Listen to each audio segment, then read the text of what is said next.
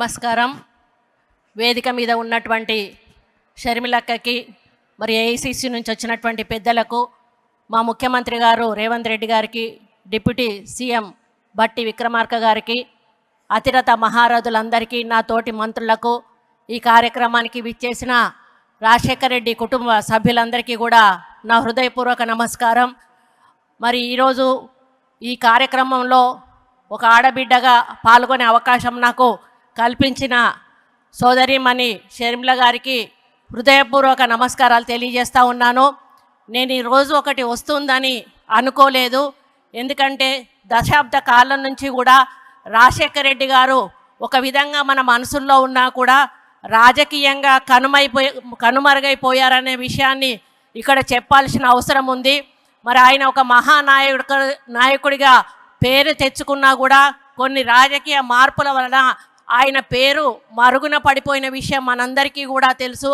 కానీ ఈరోజు రాజశేఖర రెడ్డి బిడ్డగా వైఎస్ షర్మిల గారు మళ్ళీ తన తండ్రిని ప్రజల్లోకి మరి తీసుకొచ్చి నానా నేనున్నాను అనేటువంటి ఒక భరోసా కల్పించి రాజశేఖర రెడ్డి గారిని మన ముందుకు తీసుకొచ్చినందుకు మరి వారిని అభినందిస్తూ ఉన్నాను. మరి నాకు చాలా గర్వంగా ఉంది. ఈరోజు వస్తుందని నేను అనుకోలేదు.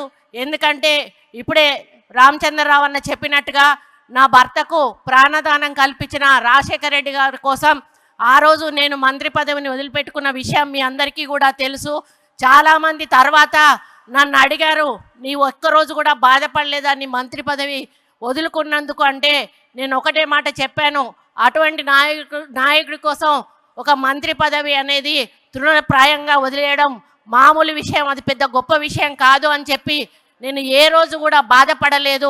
కాబట్టి అటువంటి మహానాయకుడు మన కాంగ్రెస్ పార్టీలో ఉండి మనకు సేవలు అందించి మళ్ళీ వారి కూతురు ఇక్కడ కాంగ్రెస్ పార్టీకి బాధ్యత వహిస్తూ ముందుకు తీసుకెళ్తున్న తరుణంలో పొన్నం ప్రభాకర్ అన్న చెప్పినట్టుగా తప్పకుండా రేవంత్ అన్న మా తెలంగాణ ప్రజలందరం కూడా ఆంధ్రప్రదేశ్లో కాంగ్రెస్ పార్టీ అధికారంలోకి వచ్చే వరకు మీ వెన్నంటి ముందుకు నడిపిస్తామని తెలియజేసుకుంటూ ఈ వేదిక మీద నుంచి మా ముఖ్యమంత్రి గారు రేవంత్ అన్నను ఒక్కటే రిక్వెస్ట్ చేస్తూ ఉన్నాను.